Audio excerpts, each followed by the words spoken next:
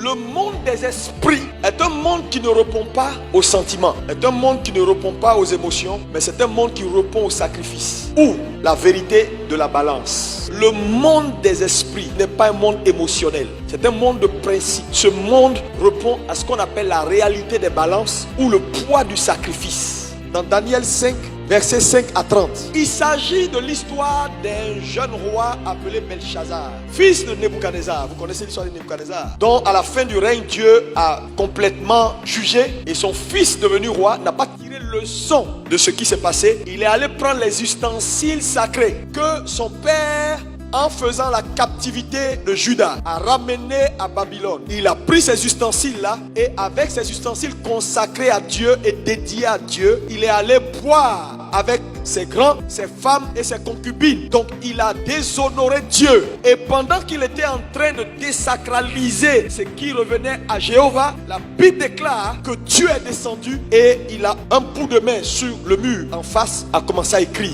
Peser, peser, peser, diviser, compter. Et le monsieur a vu l'écriture. Il a paniqué et il a appelé ses magiciens pour l'interprétation. La Bible dit aucun d'eux n'a pu faire l'interprétation. Donc, s'il y a une chose que tu dois comprendre d'abord, ce n'est pas ton monde physique. Parce que quand tu as compris la réalité de tes origines, tu peux influencer ton quotidien. Dans la vie, il y a des choses qu'on ne touche pas. Ce roi a touché aux ustensiles dédiés à Dieu. Dieu est descendu. Quand Dieu est descendu, Dieu fait quoi? Dieu compte ses œuvres. Ensuite, Dieu met ses œuvres dans une balance. Et la Bible dit à la fin, il fut trouvé léger. Un deuxième élément important, le monde des esprits est un monde d'équilibre. Quand vous allez à Genèse 1-2, la Bible dit, au commencement, Dieu créa le ciel et la terre. Au verset 2, et la terre devint. Elle est devenue tohu bohu. Tohu bohu. Elle est devenue chaotique. Elle est devenue quoi? Déséquilibrée. Et Dieu dit que la lumière soit. Ça veut dire quoi? Dieu s'est rendu compte qu'il y avait un déséquilibre. Ce déséquilibre venait d'où? Elle venait de la chute de Satan. Donc quand Satan est tombé, sa chute a créé un déséquilibre cosmique. Dieu arrive, il voit que tout est chaotique, tout est tohu bohu. Il rappelle l'ordre, que la lumière soit. Donc Dieu restaure l'équilibre parce que le monde spirituel est basé sur l'équilibre. Et c'est pourquoi vous allez voir que dans Jean 10, Jésus dit, le voleur ne vient que pour égorger, dérober, détruire. Moi je suis venu afin que les brebis aient la vie. Ça veut dire quoi? Partout où Satan passe, il met le désordre, il met le déséquilibre. Parce que le monde spirituel, c'est l'ordre, c'est l'équilibre. Quand vous voyez le déséquilibre quelque part, Satan est passé. Tout ce que l'ennemi fait, c'est pour qu'il y ait déséquilibre. Satan a toujours travaillé pour le déséquilibre. Dieu a toujours travaillé pour l'ordre. Et donc, nous servons un Dieu dont le trône même est établi sur la justice et l'équité. Ce roi a déshonoré Dieu. Mais vous savez, Dieu sait qu'à un moment donné dans ta marche avec lui, tu vas le déshonorer. Tu vas commettre des erreurs. Tu vas faire des fautes. Le problème, c'est que quand un homme touche à l'interdit, on le compte, on compte ses œuvres, on pèse ses œuvres. Gare à lui s'il est trouvé léger. Dans le cas de ce roi, quand il fut compté, il fut pesé et qu'il fut trouvé léger, la Bible dit le même soir, il est mort. Mais vous savez avec moi que dans le cas d'Ézéchias, il a été pesé, il a été compté. Mais comme Ézéchias avait posé des actes, avait fait des choses, la Bible déclare que Dieu lui-même est revenu pour dire, Ézéchias, tu ne peux pas mourir. Que Dieu illumine tes yeux pour que tu comprennes que dans ce monde spirituel, il y a des transactions. Quand on va te peser, que tu ne sois pas trouvé léger au nom de Jésus. Le problème de l'église est lié aux enseignements qu'on a toujours reçus. Le problème de l'enseignement sur la foi a tué l'église. C'est par la grâce que vous êtes sauvés. La grâce est définie dans nos églises comme une faveur imméritée. Qu'est-ce qui est immérité dans cette affaire?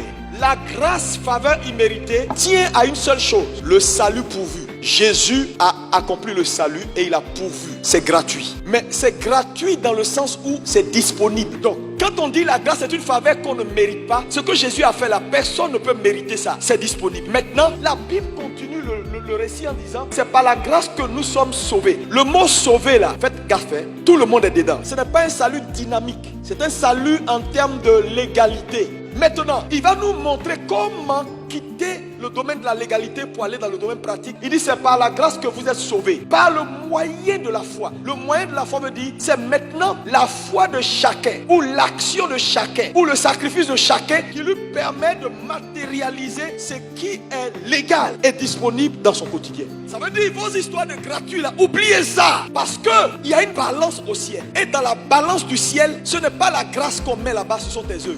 Les œuvres d'un homme sont la preuve de sa foi. Le monde des esprits a des lois, a des principes qui sont têtus. Les gens là, pourquoi à un moment donné, le gars monte, il a tué le poulet, après il passe au bœuf. À un moment donné, on lui dit Joe, pour la position que tu veux là, les bœufs ne peuvent plus. Il va falloir monter ton niveau de sacrifice. Il cherche un sang humain. Pourquoi? Parce que mon ami, c'est le poids de ton sacrifice qui te confère l'aura et la position que tu recherches. Le monde spirituel ne va pas te céder certaines grâces jusqu'à ce que tu payes le prix. Le vrai problème c'est quoi? Les chrétiens pensent qu'avec le nom de Jésus, on va les vaincre. Tu ne vas pas les vaincre, parce que dans le monde des esprits, c'est celui qui paye le prix qui a le pouvoir. Il t'envoûte, il te désorganise, il crée le déséquilibre. Quand le déséquilibre est créé, c'est fini pour toi. Le vrai combat, c'est à ce niveau-là que ça se passe. Le combat se gagne avant d'être engagé. Cette décennie qui arrive là, si vous jouez avec, vous ne grandissez pas, vous ne changez pas votre mode opératoire, frère, vous allez rester derrière. Frère, quand tu vois un homme qui est arrivé au sommet, son pied est sur caillou, pourquoi Israël, les Juifs sont puissants? Allez aux États-Unis, on ne peut pas les déstabiliser. Leur puissance est dans leur alliance. Leur puissance est dans ça. Ils comprennent. Les Juifs ils comprennent. Le poids du sacrifice. Le monde spirituel ne répond pas au sentiment, répond au sacrifice. C'est un principe de combat. Si l'église ne comprend pas ça, l'église sera faible. Les fils de Céphas sont arrivés devant le possédé. Et au nom de Jésus, que le démon a été très clair. L'esprit a dit, Jésus je connais, Paul je connais. Eux là, on les connaît en haut là-bas. Mais toi, tu es qui? Il ne s'agit pas de citer le nom de quelqu'un. Toi de qui? Tu as quel poids? S'il y a une réclamation pour que tu partes avant le 31, dis-moi, qu'est-ce qui va te sauver? Il n'y a pas de sentiment là-bas, c'est pas de négociation. Non, là-bas, là, c'est pas marché. Ils vont peser tes œuvres. Il y a la justice de Dieu dans un plateau, et puis on prend tes œuvres, on met dans le deuxième plateau. C'est lorsque tes œuvres s'équilibrent avec la justice que Dieu est satisfait. Si jamais ça balance du côté de la justice de Dieu, tu es trouvé léger. Parce qu'à chaque instant T, il y a un niveau où Dieu t'attend.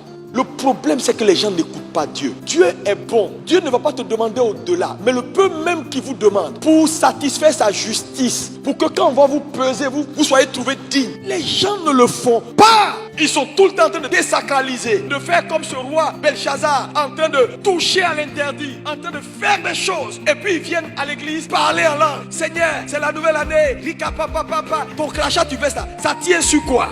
La Bible dit dans Proverbe 13, verset 8, la richesse d'un homme sert de quoi? De rançon. Mais attends, quand on dit que ta richesse là, c'est ce qui est ta rançon, ça veut dire, mon ami, tu n'as pas le droit de ne pas avoir. Tu n'as pas le droit. Ici, il faut bien comprendre, hein, la richesse d'un homme sert de rançon là. Ce n'est pas la richesse que tu gardes. Ça dit ta richesse en Dieu, ce que tu fais pour Dieu, ce que tu investis, ton sacrifice, c'est ta rançon. Pas ce que tu as gardé. Ton sacrifice, c'est ta rançon. Ça veut dire quoi? Si on va au ciel aujourd'hui, on dit ton nom. Quel est le poids de ton mémorial? Tu as tout à Abidjan, mais rien au ciel. Vous savez pourquoi Jésus est le plus grand? Quand on dit son nom, il n'y a pas quelqu'un qui peut tenir. Ce n'est pas son nom, c'est le poids de son sacrifice. Il a payé le plus grand prix que jamais homme n'a payé. C'est pourquoi il n'aura pas quelqu'un qui aura un poids, une influence comme lui. Frère, la spiritualité a un prix.